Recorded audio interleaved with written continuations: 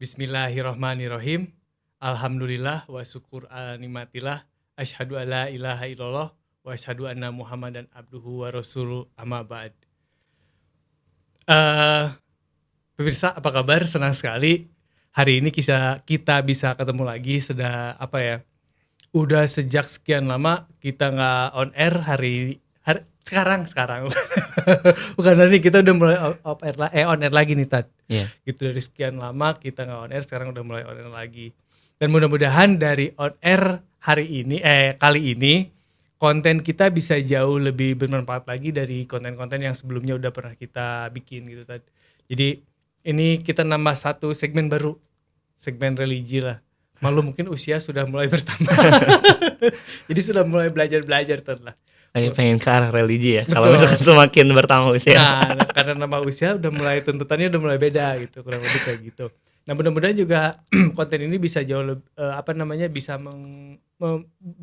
menginspirasi, yang kedua juga bisa jadi bahan pembelajaran lah, nggak cuma buat kita aja ya ngegali, tapi juga jadi satu bahan pembelajaran juga buat pemirsa semua. Nanti kita coba gali lebih dalam lagi. Kita coba nanti cari apakah metodenya kita memulai dari nol lagi kah, atau misalkan dari tengah-tengah. Nah itu nanti kita lihat feedback aja kayak gimana ya gitu. Nah sebelum karena kita udah mulai, perkenalkan diri aja langsung lah. Ada Ustadz siapa nih? Baik. Alhamdulillahirabbil alamin wa bihi nasta'inu ala umuri dunya waddin. Asyhadu an la ilaha illallah wahdahu la syarikalah wa asyhadu anna Muhammadan abduhu wa rasuluhu alladzi la nabiyya ba'dah ma ba'd. Sahabat YouTube yang dirahmati Allah Subhanahu wa taala, izin memperkenalkan diri. Nama saya Raihan Izzatul Islam. Hari ini atau tahun ini saya mungkin sedang jalan usia 23 tahun. Terus juga lulusan dari salah satu perguruan tinggi, yaitu di STI Persis Bandung. Terus juga sekarang tinggal kebetulan di Ciganitri gitu.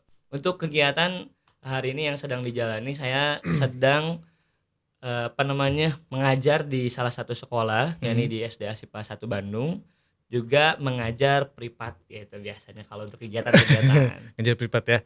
Gitu. Jadi Ustadz ini adalah Quran entitas.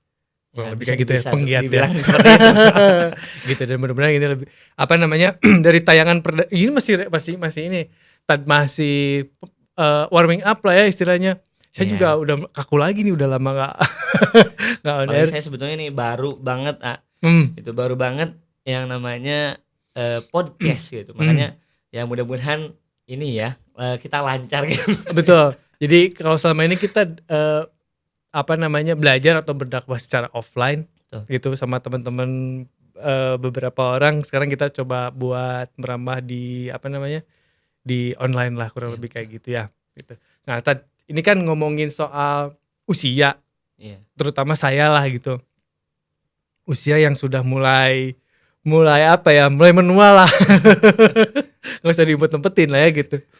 Jadi itu kadang-kadang memang sudah mulai ada panggilan untuk hey gitu, geskolot lah gitu istilahnya, udah mulai tua, udah mulai mesti belajar lah dari sisi agama. Tapi dari pembelajaran itu, misalkan ngomongin soal khusus di Al-Quran ya, ada beberapa hal yang bisa dibilang jadi bikin minder gitu.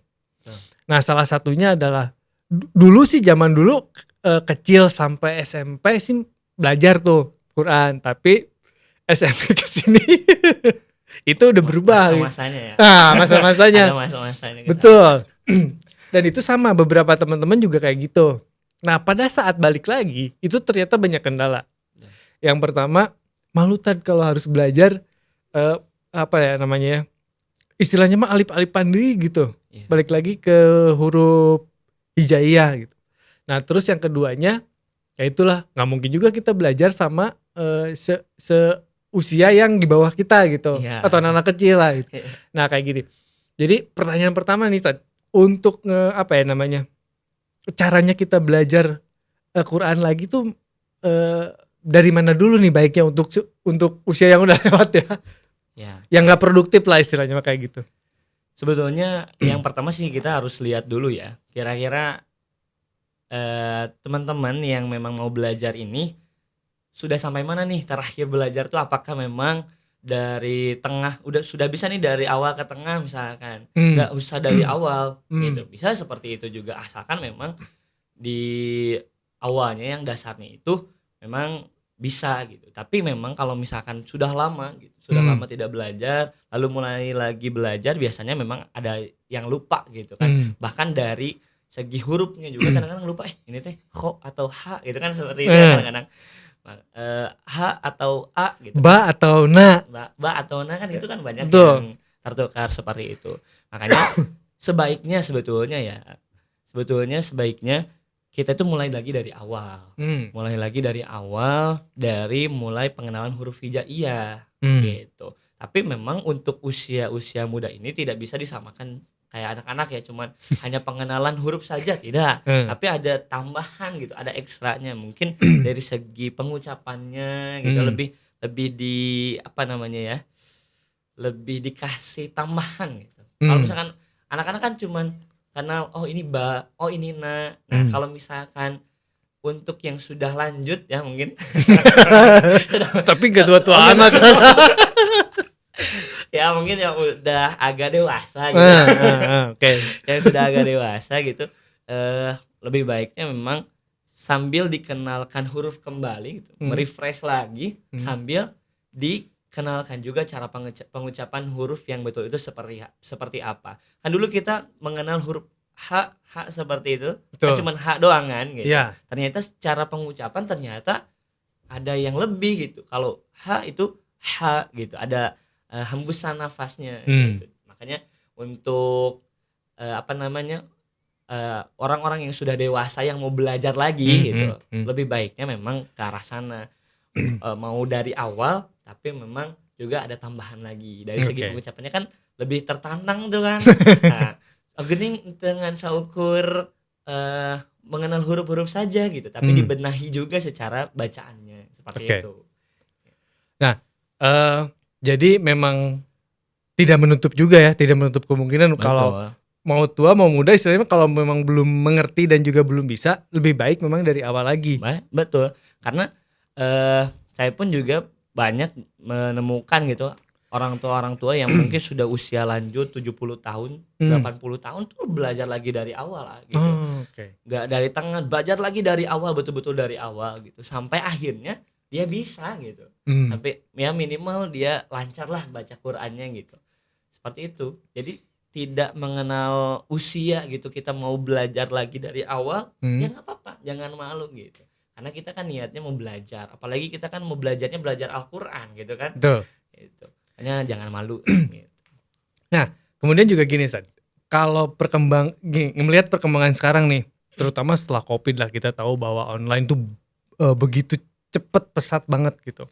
Nah, kalau dulu mungkin untuk belajar Al-Qur'an itu agak sudah banyak tapi tidak terlalu banyak lah. Kalau sekarang selain tayang-tayangan YouTube gitu ya, tapi juga ada beberapa aplikasi atau platform juga yang menyediakan untuk belajar Al-Qur'an. Nah, gini Ustaz, cukup gak sih sebenarnya kita cuma belajar via online aja lah gitu istilahnya mah? Sebetulnya gini ya, kalau untuk Al-Qur'an tuh saya memandang tidak jadi masalah kalau misalkan mau belajar dari via online, dari YouTube, dari media sosial yang lain, nggak masalah gitu, karena itu kan ada timbul kemauan kan, artinya itu nggak jadi masalah. Cuman kalau misalkan kita mau lebih jauh lagi, lebih dalam lagi mengenal tentang pembelajaran Al-Qur'an, ya sebetulnya dibilang cukup ya enggak gitu. Dibilang cukup enggak, karena belajar Al-Qur'an itu lebih daripada hanya sekedar mengenal huruf, mengenal irama, lebih daripada itu gitu. Kita nanti akan belajar juga harus diketahukan kalau misalkan kita belajar secara langsung, ketika ada yang salah dari segi pengucapan hurufnya, itu langsung bisa dikoreksi. Gitu. Tapi kalau misalkan online kan kita cuman dengar doang gitu, tapi prakteknya kan kita nggak tahu apakah benar atau enggak gitu. Sebenarnya nggak cukup kalau misalkan dibilang cukup atau enggak nih belajar dari media sosial gitu. Tapi kalau misalkan untuk kemauan itu sudah bagus gitu. Dengan mau belajar kembali gitu ya dari media sosial itu sudah bagus sebetulnya. Tapi kalau misalkan istilahnya gini, kalau misalkan memang mau serius belajar itu memang harus ada apa ya namanya? Ada pembimbing atau ada guru lah gitu. Betul. Ya apalagi ini ya dari segi Al-Qur'an. Al-Qur'an itu kan dibaca gitu, Hmm. dikeluarkan suaranya. Hmm. Beda kalau misalkan kita hanya mendengarkan kajian-kajian ilmu. Hmm. Kan itu kita hanya mendengarkan. Kalau misalkan offline juga kan kita hanya mendengarkan gitu kan. Oke, oke. Itu cukup mungkin ya. Tapi kalau untuk Al-Qur'an ini karena kita mau dibaca gitu, dikeluarkan bacaannya, Oke. maka harus betul gitu. Jadi Cara pengucapannya. benar. Jadi pada dasarnya ini mah kudu praktek lah Kudu istilahnya. praktek, Kalau gitu. sekolah mah SMK. Iya. Bahkan yang offline pun juga ketika disuruh untuk membaca ya mau tidak mau gitu kan, harus mau membaca karena ini kan Al-Qur'an loh gitu, dibaca. Kalau misalkan kita belajar tapi nggak mau belajar untuk membacanya ya susah juga gitu. Susah untuk cepat bisanya Cepat gitu. bisa. Jadi pada dasarnya kalau gini, media belajarnya mah oke lah di mana aja nggak masalah. Dimana aja nggak masalah. Cuman pada prakteknya itu harus ada yang membimbing. Betul. Nah, gitu ya benar. Karena ya itu cara baca yang benar, cara baca yang salah gitu kurang Iya, lebih kayak gitu, betul. penyebutan dan lain-lainnya. Bahkan kan kalau misalkan kita lihat, kita tarik ke sejarah gitu, para ulama kita tuh ketika mau mendapatkan ilmu tuh itu kan langsung datang. Bahkan untuk pergi ke tempatnya pun juga bukan sehari atau sejam 2 jam gitu kan. Bahkan bisa berhari-hari, berminggu-minggu, bahkan berbulan-bulan gitu. Dan itu hanya mendapatkan beberapa ilmu saja gitu kan. Tapi dikejar, tapi dengan semangat itu gitu. Dengan usaha seperti itu, justru orang-orang terdahulu kan bisa gitu, cepat bisanya. Seperti itu. Jadi ya itulah bedanya ya kalau kita belajar tanda petik ya belajar agama bukan belajar Quran, itu bisa cuma mendengarkan misalnya gini, dengerin ceramah mah ya dengerin aja ya karena gitu. Kita juga di offline cuma dengerin doang gitu kan. Tapi kalau Quran mah harus ada belajarnya. Betul. Gitu. Jadi oke. Nggak bisa cuman nggak bisa. Kan kalau misalkan mau juga lewat online gitu ya. Lewat online ya mungkin harus lewat apa namanya video call kah atau misalkan Zoom meeting atau apa gitu kan.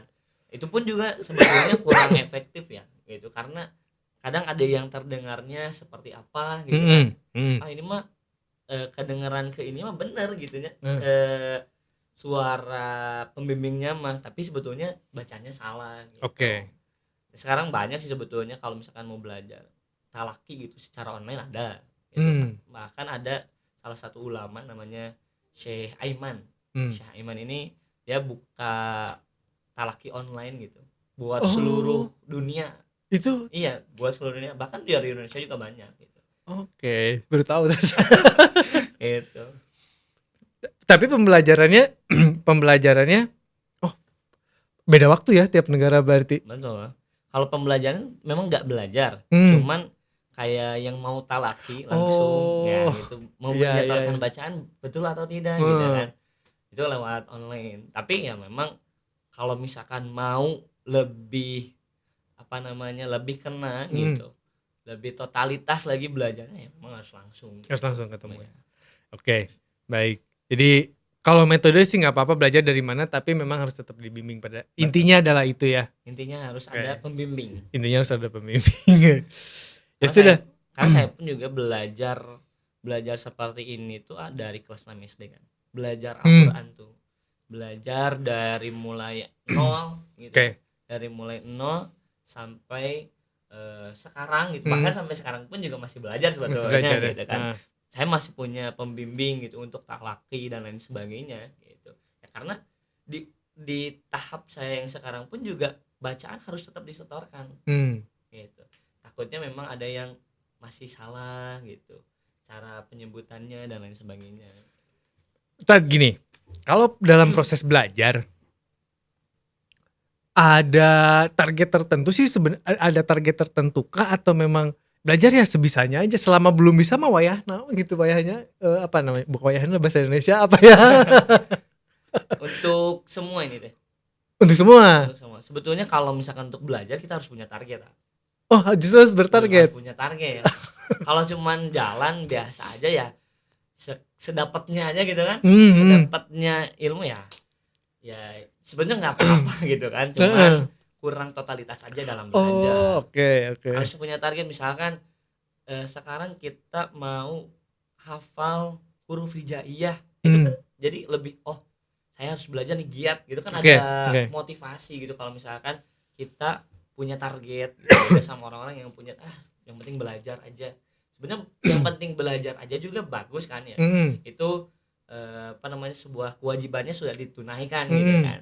Cuman kalau misalkan mau lebih totalitas lagi dalam belajarnya, hasilnya pengen maksimal lagi, ya harus punya target. Lebih baik memang Lebih baik bertarget. punya target. Punya Gitu. target. Oke. Saya mudah-mudahan tahun depan udah mulai bisa Insya baca gitu.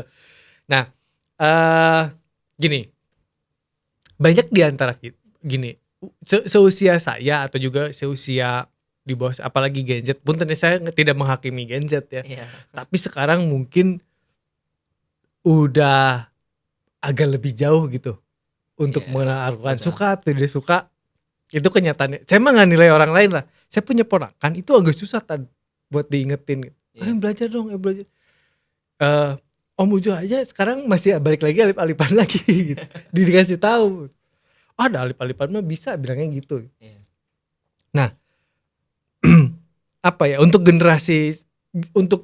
berbagai generasi gitu, jarang yang gini memahami bahwa ada makna, terus juga ada kebaikan di balik kita belajar Al-Quran. Nah, mungkin itu pesan itu kurang di deliver gitu.